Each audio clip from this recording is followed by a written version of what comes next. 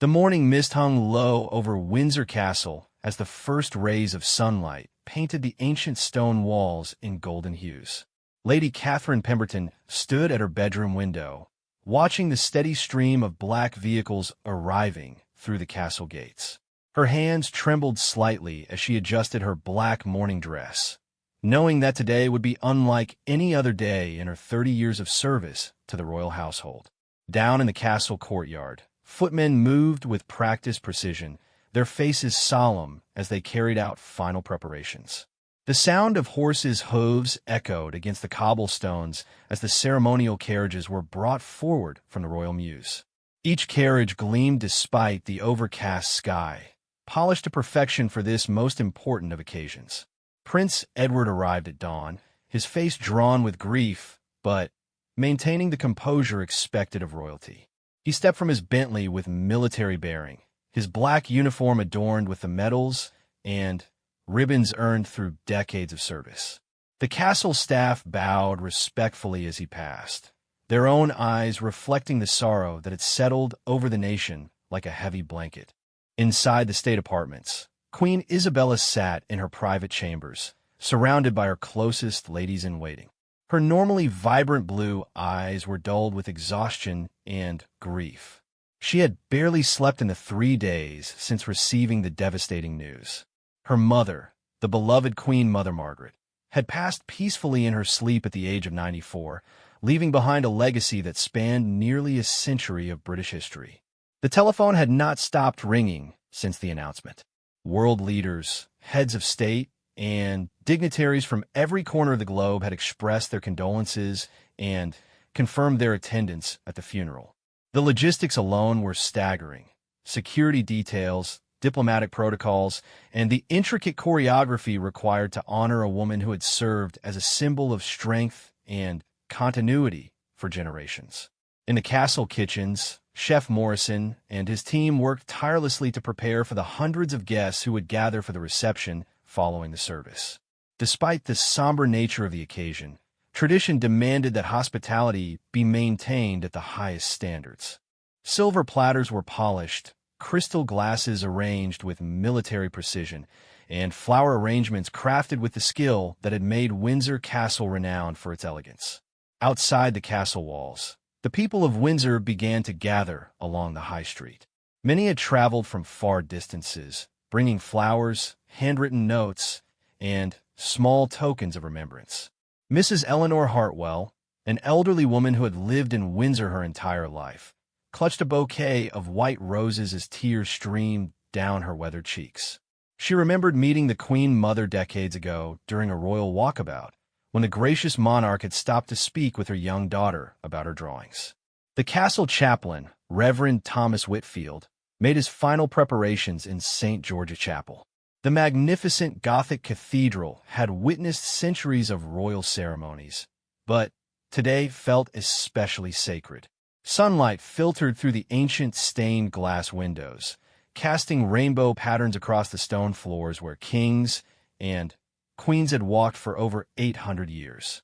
The altar was adorned with white lilies and roses, the Queen Mother's favorite flowers, their sweet fragrance filling the air. Security personnel conducted their final sweeps of the grounds, their earpieces crackling with constant updates. Detective Inspector Sarah Collins coordinated with international security teams, ensuring that every possible precaution had been taken. The responsibility weighed heavily on her shoulders, knowing that the world would be watching every detail of this historic day. In the Royal Archives, historian Dr. James Pembroke carefully reviewed the ceremonial protocols that would govern the day's events. Every step of the procession had been planned with meticulous attention to tradition and precedent. The route from the castle to St. George's Chapel had been walked and timed repeatedly, ensuring that every moment would unfold with the dignity befitting a Queen Mother who had dedicated her life to service. As the morning progressed, the sound of military bands rehearsing their solemn music drifted across the castle grounds. The guardsmen stood at attention, their red tunics and bearskin hats creating a striking contrast against the gray stone walls. Their faces remained impassive, but Many struggled to contain their own emotions as they prepared to honor a woman who had been like a grandmother to the entire nation. The Queen Mother's coffin rested in the private chapel, draped in the royal standard and adorned with a simple wreath of white flowers chosen by Queen Isabella herself. Four grenadier guards stood vigil, their heads bowed in respect for the monarch who had shown such courage during the darkest days of the Second World War, refusing to leave London even as bombs fell around Buckingham Palace. Foreign dignitaries began arriving throughout the morning, each greeted with a formal courtesy that had made Windsor Castle famous throughout the world. The President of France stepped from his armored limo, followed by the Chancellor of Germany and the Prime Minister of Canada. Each visitor was personally received by members of the royal family, despite their own grief, demonstrating the grace and duty that defined their lives. Young Princess Sophie, the Queen Mother's great-granddaughter, sat quietly in the nursery with her nanny, too young to fully understand the significance of the day, but aware that something very important was happening. She clutched a small toy horse that her great-grandmother had given her on her last birthday, a treasured reminder of the gentle woman who had told her wonderful stories about knights and castles. The castle florists worked through the night to create the elaborate arrangements that would line the processional route. Thousands of flowers have been donated by well-wishers from around the world, each bloom representing the love and respect felt for a woman who had touched countless lives through her kindness and dedication to public service.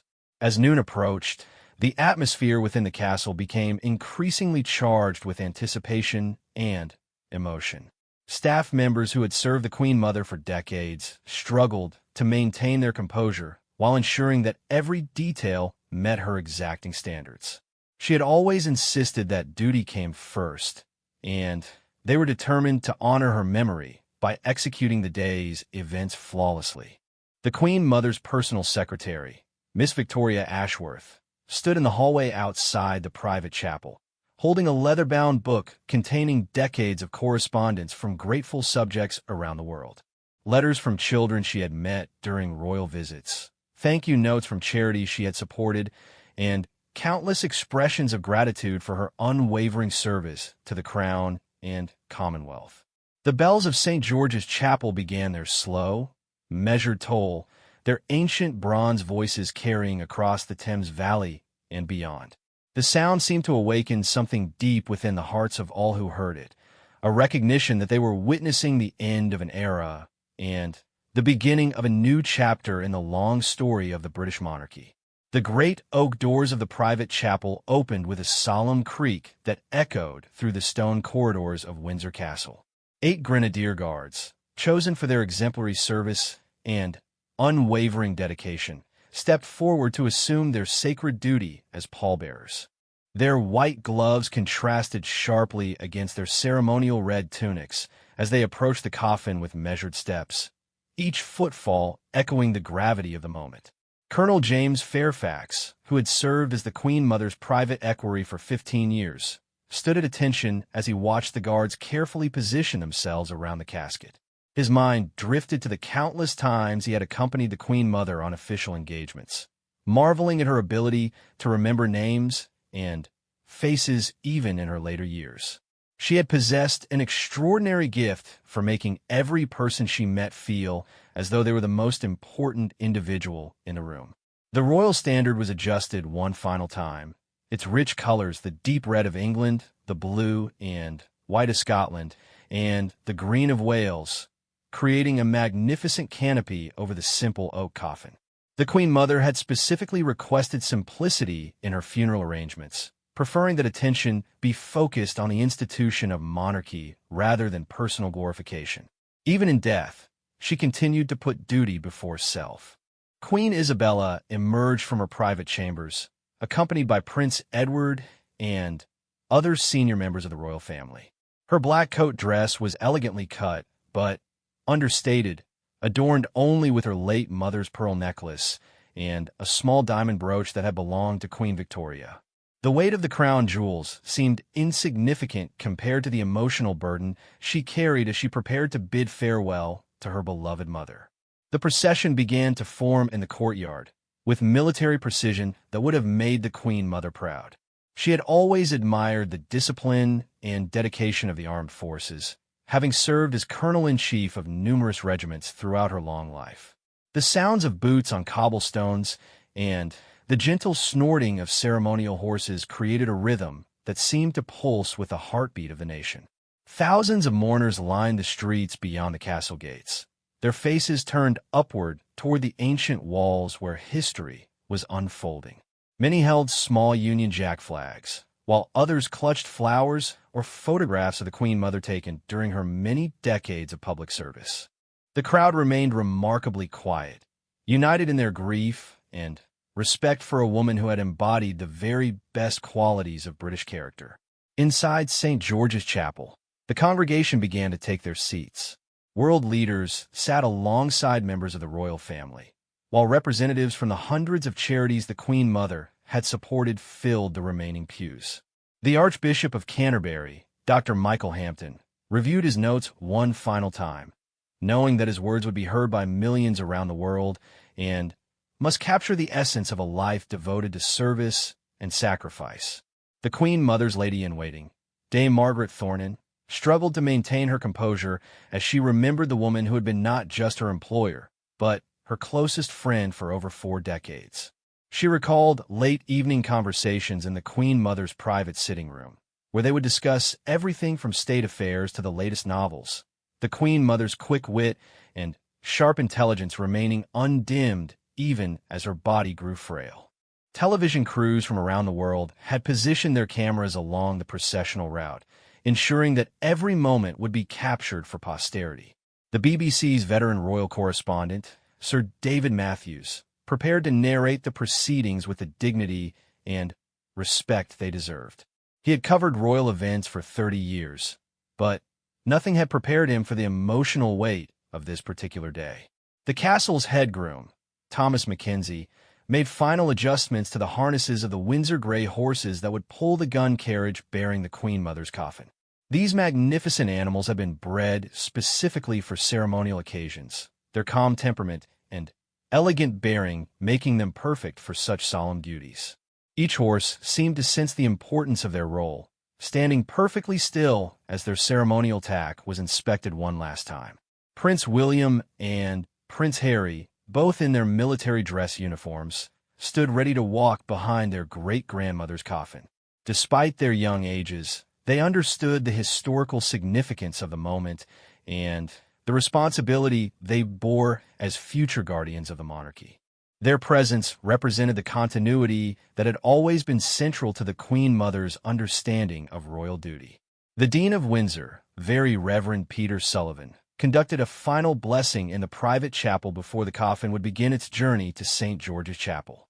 His voice, strong despite his advanced age, filled the small space with words of comfort and hope. He had known the Queen Mother personally for many years, often sharing quiet conversations about faith and the challenges of public service. Security teams communicated constantly through their earpieces, coordinating every aspect of the complex operation required to ensure the safety of the numerous dignitaries attending the ceremony. Detective Chief Inspector Robert Hutchins monitored multiple screens showing feed from cameras positioned throughout the castle and surrounding areas. The responsibility was enormous, but his team had trained extensively for this day. As the time for departure approached, a profound silence settled over the castle. Even the tourist helicopters that normally circled overhead had been grounded out of respect. The only sounds were the gentle rustling of ceremonial flags in the morning breeze and the distant toll of church bells from villages across the county, all joining in a synchronized farewell to their beloved Queen Mother. The Queen Mother's personal chaplain, Canon David Whitworth, offered a quiet prayer as the pallbearers prepared to lift the coffin. He had ministered to the royal family for many years, providing spiritual guidance during both joyful celebrations and times of sorrow. Today, his own faith would be tested as he helped others find comfort in their grief. Kitchen staff watched from the servants' quarters as the procession prepared to begin, many wiping tears from their eyes. The Queen Mother had always treated the castle staff with kindness and respect, remembering their birthdays and asking about their families. Her death felt personal to each of them, as though they had lost a cherished grandmother rather than just an employer. The horses stamped restlessly, sensing the tension in the air. Their handlers spoke to them in soothing tones, ensuring they would remain calm during the solemn procession. These animals had participated in countless royal ceremonies, but today their role carried extra significance as they prepared to carry a beloved monarch on her final journey through the streets she had known and loved for nearly a century. Young pages and ladies-in-waiting checked their appearance one final time, knowing that their behavior would reflect not only on themselves but on the royal household they served. The Queen Mother had always emphasized the importance of dignity and grace in all circumstances, lessons that would guide them through this most difficult of days. The castle bells began to ring in a slow, measured cadence that seemed to echo the beating of every heart present. The sound carried across the Thames Valley, reaching the ears of mourners gathered in villages and towns throughout the region. It was a sound that spoke of endings and beginnings of the eternal cycle that connected past, present, and future in the long story of the British Crown. The heavy oak doors of Windsor Castle opened slowly, revealing the somber procession that would carry the Queen Mother on her final journey. The pallbearers, moving with practiced precision, lifted the coffin with reverent care and began their measured walk across the ancient cobblestones. Each step echoed through the courtyard like a heartbeat, marking time in a rhythm that seemed to connect the present moment with centuries of royal tradition. Queen Isabella walked directly behind the coffin, her face composed despite the tears that threatened to fall. Her black veil fluttered gently in the morning breeze as she followed her mother's remains towards St. George's Chapel. Prince Edward maintained his position at her side, offering silent support while struggling with his own grief. The weight of the crown seemed heavier today, as the reality of increased responsibility settled upon their shoulders.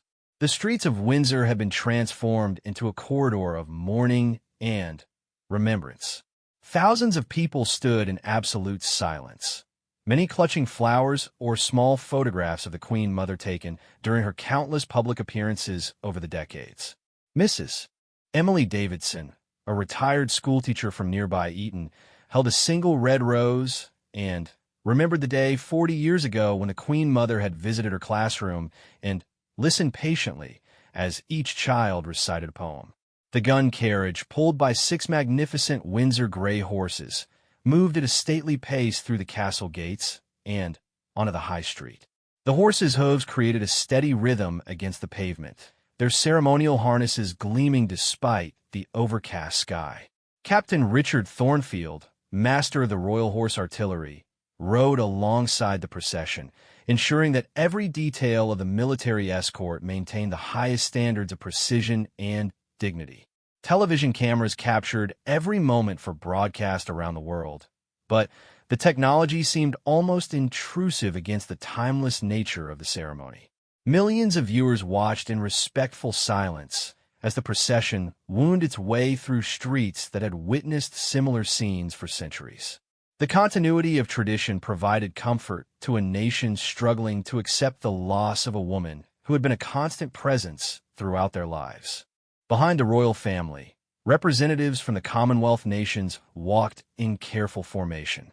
The Prime Minister of Australia, the Governor-General of Canada, and leaders for nations across Africa and Asia all came to pay their respects to a woman who had dedicated her life to strengthening the bonds between people separated by vast oceans but united by shared values and common purpose. The Queen Mother's beloved corgi, Honey, watched from a castle window as the procession moved away. The small dog seemed to understand that something momentous was happening, whimpering softly as her mistress's coffin disappeared from view.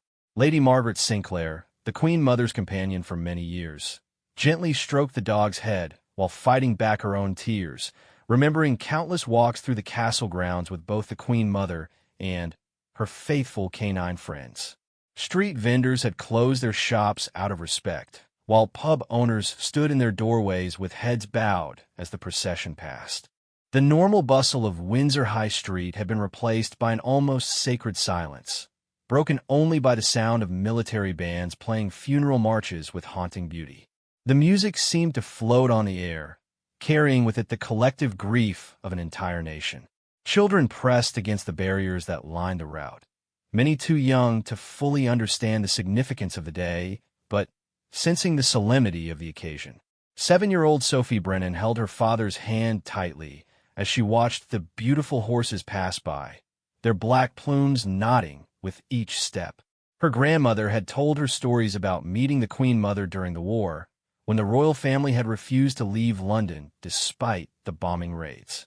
The Dean of Windsor read passages from Scripture as the procession approached St. George's Chapel, his voice carrying across the crowd through hidden speakers that had been installed for the occasion.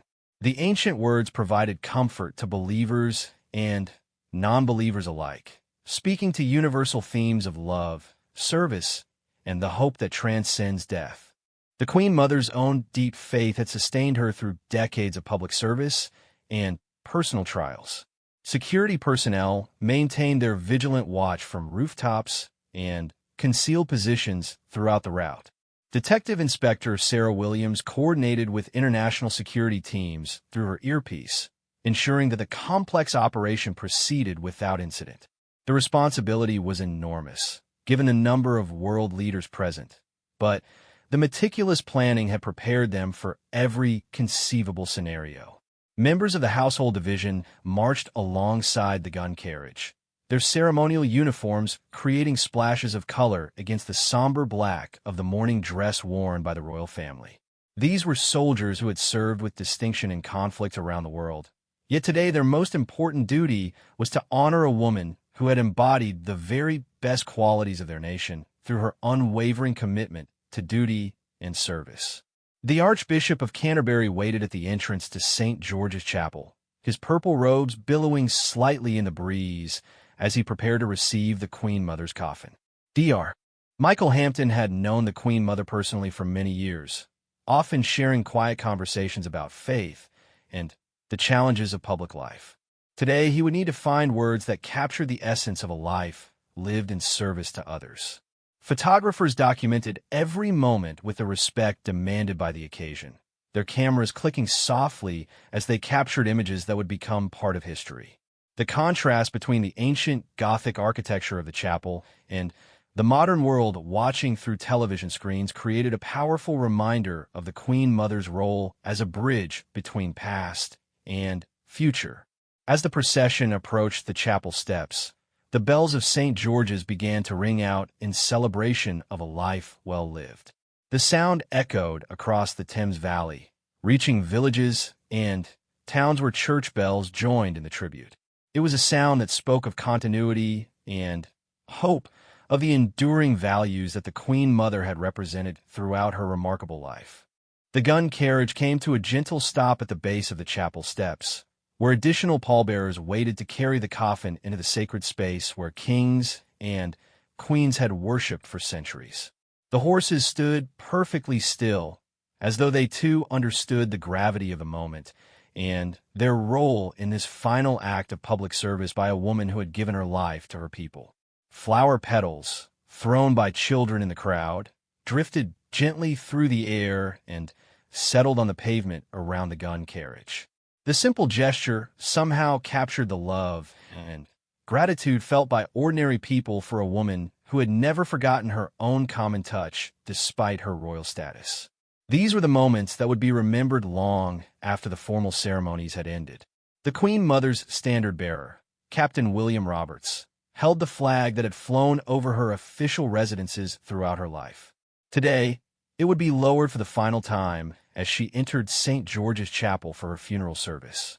The silk fabric fluttered gently in the breeze, its colors still vibrant despite the years of faithful service, much like the woman it represented. The ancient stone steps of St. George's Chapel seemed to hold their breath as 8 ceremonial pallbearers carefully lifted the Queen Mother's coffin from the gun carriage. Captain Jonathan Fletcher, who had served as her personal bodyguard for the final decade of her life, felt the weight of history in this moment. He remembered her gentle humor and fierce determination, qualities that had sustained her through the challenges of nearly a century of life in the public eye. The great west door of the chapel opened to reveal the magnificent Gothic interior, where shafts of colored light streamed through medieval stained glass windows. The nave was filled with representatives from every corner of the globe, their presence testimony to the Queen Mother's extraordinary influence and the genuine affection she had inspired throughout her long life. Presidents and prime ministers sat alongside charity workers and representatives of the countless organizations she had supported. Queen Isabella paused at the threshold of the chapel, gathering strength for the ordeal ahead. Her mother had always been her closest confidant and strongest supporter, offering wisdom and comfort during the most challenging moments of her reign. The thought of continuing without that steady presence seemed almost unbearable, yet she knew that duty demanded she find the strength to carry on, just as the Queen Mother herself had done during the darkest days of the Second World War.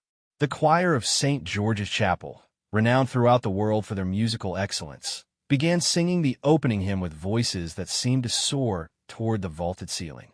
"Abide with Me" had been the Queen Mother's favorite hymn, its words offering comfort and hope in times of trial. The familiar melody brought tears to many eyes as mourners remembered hearing the Queen Mother herself singing these words during countless church services over the decades. Prince William and Prince Harry flanked their father as the family processed down the aisle behind their great-grandmother's coffin. Despite their youth, both young men understood the historical significance of this moment and their role in maintaining the dignity and continuity of the monarchy. Their military training helped them maintain their composure, even as memories of warm summer afternoons at Balmoral with their beloved great-grandmother threatened to overwhelm them. The coffin was placed on a simple catafalque before the high altar, where it was surrounded by arrangements of white lilies and roses from the gardens at Clarence House. The Queen Mother had always preferred simple, natural beauty to elaborate display, and these flowers seemed to capture something essential about her character. Their sweet fragrance filled the ancient building, creating an atmosphere of peace and serenity that would have pleased her greatly. The Archbishop of Canterbury rose to deliver the eulogy, his voice steady despite the emotional weight of the moment. Dr. Michael Hampton spoke of a life dedicated to service, of a woman who had transformed the role of Queen Mother through her warmth, accessibility, and genuine interest in the lives of ordinary people. His words painted a picture of someone who had never sought personal glory, but had found deep satisfaction in fulfilling her duty to crown and commonwealth. Foreign dignitaries listened intently as the Archbishop described the Queen Mother's courage during the London Blitz, when she and King George VI had refused to leave the capital despite the dangers. Their decision to remain with their people during those dark months had created an unbreakable bond between the royal family and the nation they served. It was a choice that defined the Queen Mother's approach to monarchy for the remainder of her life. Dame Elizabeth Thornberry, who had served as the Queen Mother's secretary for over 30 years, sat in the second row struggling to contain her emotions. She remembered countless hours spent organizing the Queen Mother's extensive charitable work, marveling at her employer's ability to remember personal details about people she met only briefly during official engagements. The Queen Mother's genuine interest in others had been one of her greatest strengths as a member of the royal family. The lesson from Ecclesiastes, chosen by the Queen Mother herself before her death, spoke of seasons and times of birth and death, of mourning and dancing. The ancient words seemed particularly appropriate for someone who had witnessed such dramatic changes during her lifetime, from the horse-drawn carriages of her childhood to the digital age of her final years. Through it all, she had remained a constant presence, adapting to change while maintaining timeless values. The Commonwealth War Graves Commission had sent a representative to lay a wreath in honor of the Queen Mother's work supporting veterans and their families. Colonel Sarah Mitchell had served in several conflicts herself and understood the comfort that the Queen Mother's visits to military hospitals had provided to wounded soldiers.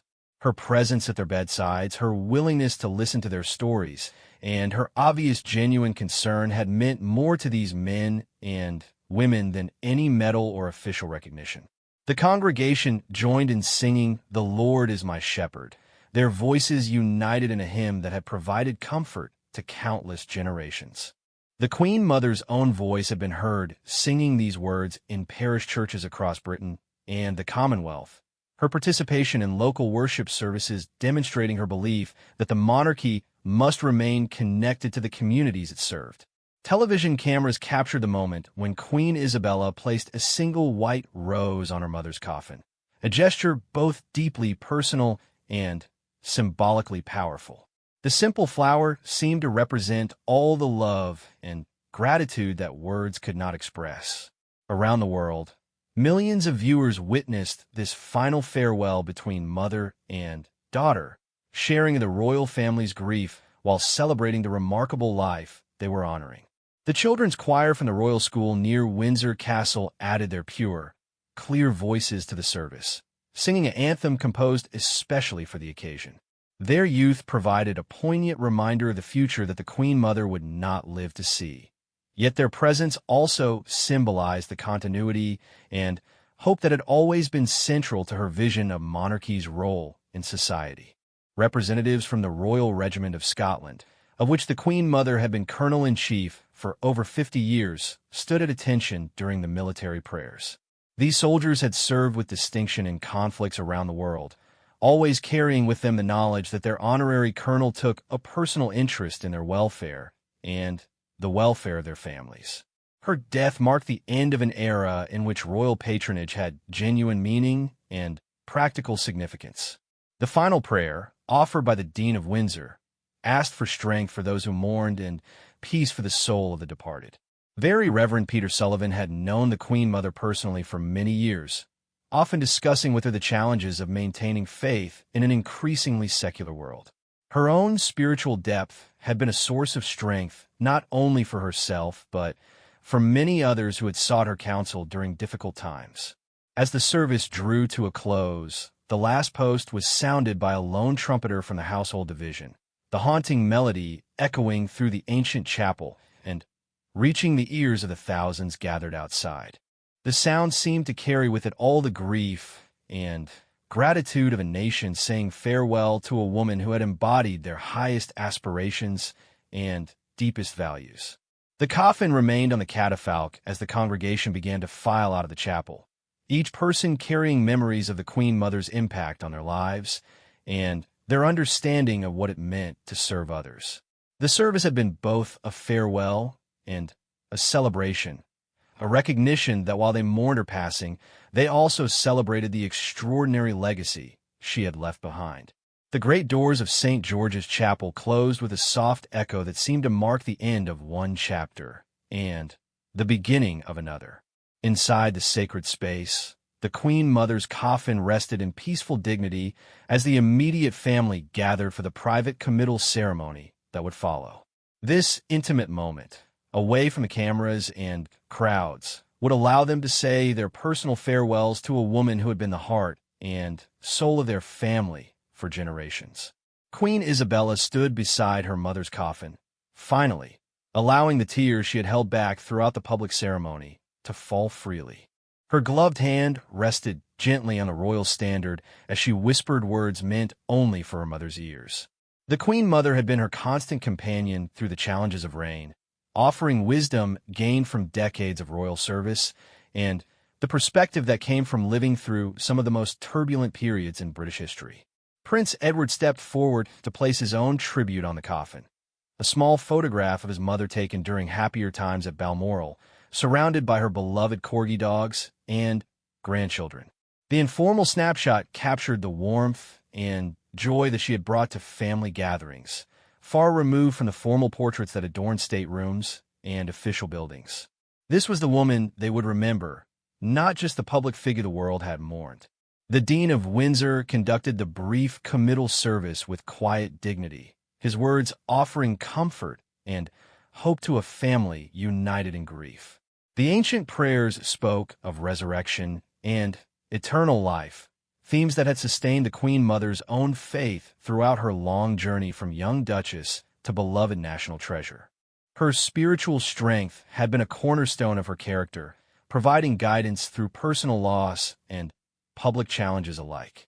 As the ceremony concluded, the family began to disperse, each carrying their own memories and facing the challenge of life without the Queen Mother's steady presence. Queen Isabella knew that the nation would look to her for leadership and strength, just as she had always looked to her mother for guidance and support. The weight of the crown seemed heavier now, but she drew inspiration from the example of duty and service that had been set before her. Outside the chapel, thousands of mourners remained gathered in the streets of Windsor, reluctant to end their vigil for a woman who had touched their lives in countless ways.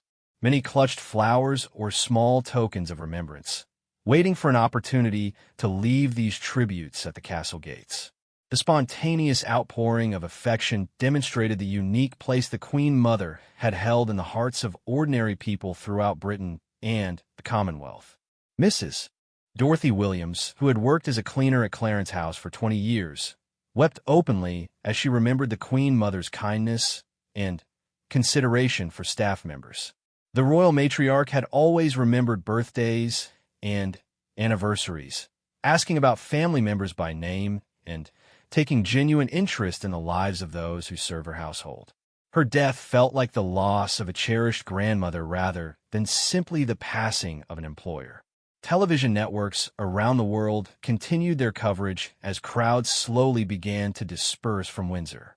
The BBC's veteran royal correspondent, Sir David Matthews, reflected on the extraordinary scenes he had witnessed throughout the day. In 30 years of covering the royal family, he had never seen such a genuine outpouring of emotion from the British public. The Queen Mother's passing marked the end of an era in which the monarchy had provided stability and continuity through decades of social and political change.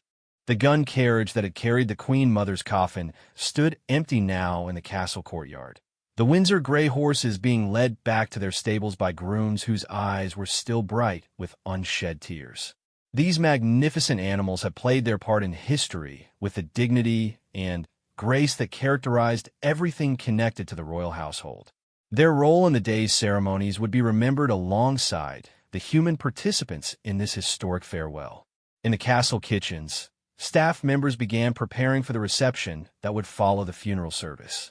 Despite their grief, they were determined to maintain the standards of hospitality that the Queen Mother had always demanded. She had often visited the kitchens during her stays at Windsor, thanking the cooks personally for their efforts and sometimes sharing stories of her own attempts at cooking during the austere years of the Second World War.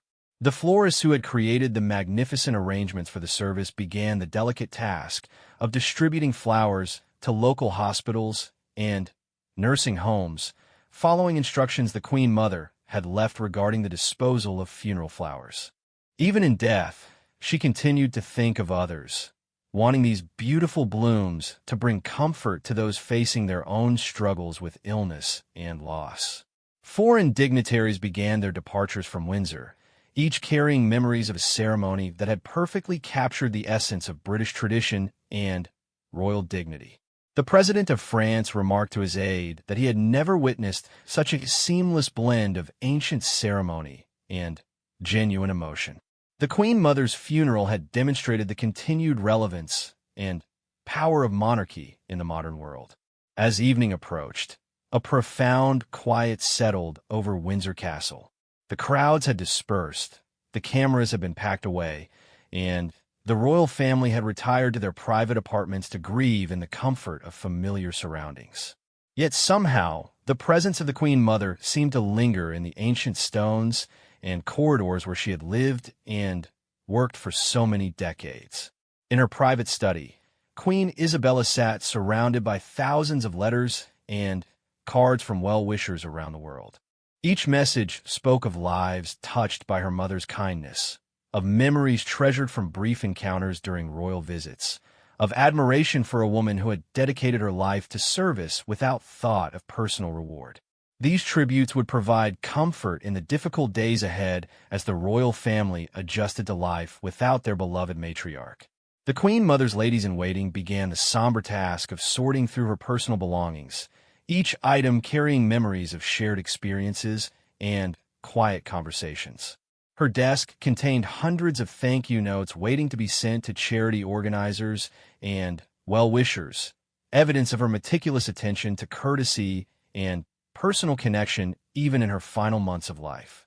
Young Princess Sophie slept peacefully in the nursery, clutching the toy horse her great-grandmother had given her. Tomorrow, she would begin to understand that the gentle lady who had told her wonderful stories would not be coming to visit anymore. Yet the love and wisdom the Queen Mother had shared during their precious time together would influence the young princess throughout her own life. The bells of St. George's Chapel fell silent as darkness settled over Windsor, but their echoes seemed to linger in the air. The funeral procession had ended, but the Queen Mother's true legacy, her example of duty, service, and unwavering dedication to others, would continue to inspire future generations of royals and commoners alike. In life and in death, she had shown how a single individual could make an extraordinary difference through simple acts of kindness, courage, and love. The final entry in the court circular would record the basic facts of the day: the arrival of dignitaries, the order of the procession, the participants in the service. But no official document could capture the profound sense of loss felt by millions of people who had never met the Queen Mother personally, but had come to regard her as a cherished member of their own families. Her funeral marked not just the end of a life, but the closing of a remarkable chapter in the long story of the British monarchy and the nation it served.